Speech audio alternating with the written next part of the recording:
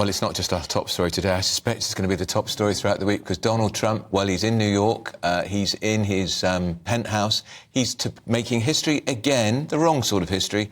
The first president to be arrested and to be the subject of criminal charges. That's right. He's due to surrender at the Manhattan District Attorney's Office later today before appearing in front of a judge for an arraignment. Basically what we call, it's just being charged. It's the American word for being charged, where he will apparently plead not guilty. Well, we're going to speak to Senior Lecturer in Politics at Queen Mary University, London, Dr. Richard Johnson.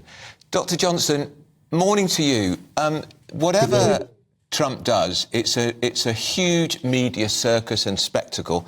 The polls have soared in the United States. Republicans, the majority of them now think he is the victim of an anti-establishment witch hunt. How do you think this will play for him? It'll probably play pretty well for him in the Republican primary.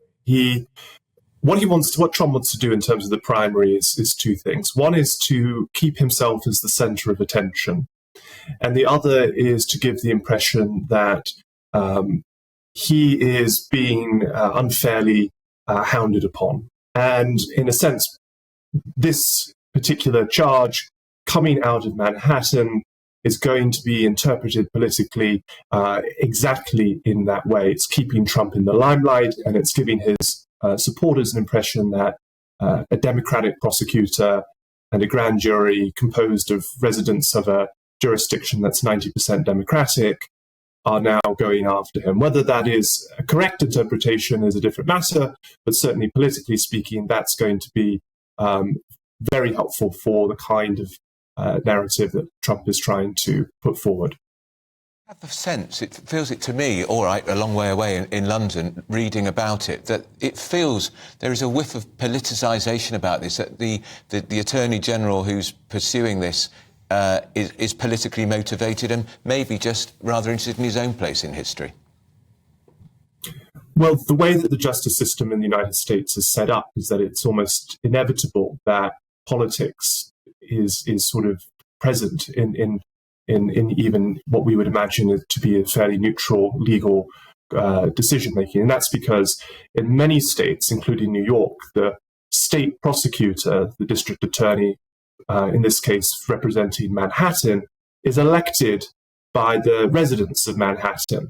And so, of course, it's pretty difficult, just in terms of appearance's sake, for a prosecutor who's elected in an area that voted 87% for Joe Biden and who ran on a platform of prosecuting Trump to evade some criticism from the other side that this is politically motivated. Now, the argument he would make is he prosecutes all kinds of different people for defrauding business expenses. You know, Trump is not the first person he's prosecuted for this. And if Trump has broken the law, he needs to be prosecuted. But when you have elected prosecutors, this is inevitably going to be a charge that will be made against them. Richard, I'm going to ask you to get out your crystal ball for me for a second. If Trump is found guilty of this, what happens then? What happens politically in America? Well, the longer run complicating factor, I think, from this is that we may now start to see more prosecutions of former presidents of both parties. And that was a sort of taboo, that the president was somewhat insulated from you didn't go after a president or even a former president for perhaps what we might see as fairly trivial in the grand scheme of things charges. Now, Republican prosecutors in different parts of America, I think, will now be thinking about what charges they might see as possibly being brought against a former President Joe Biden down the road, or a former, and this is the problem now, is that it starts to raise the stakes on both sides. And if one side starts to be seen as approaching an issue in this particular fashion, then the other side will retaliate.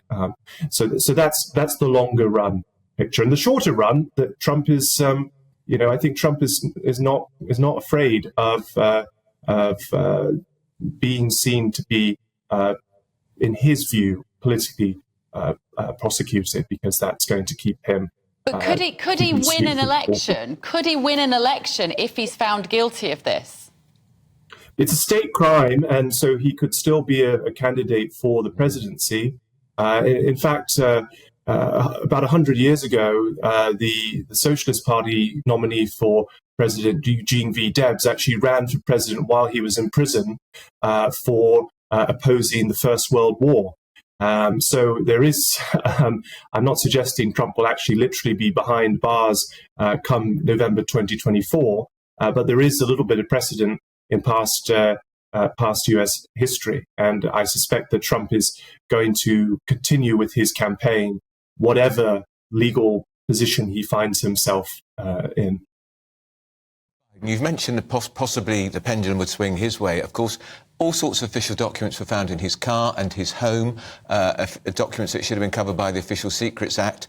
There was a hue and a cry about it, Dr. Johnson, but that's gone away. Perhaps that might come back, or perhaps it's still being investigated. Yes, there are further potential charges that could be brought against Trump from other jurisdictions. So the one that you make reference to, Andrew, that's an investigation being done by the Justice Department in Washington, D.C. So that would be a federal crime. What Trump is facing in New York is a New York state crime.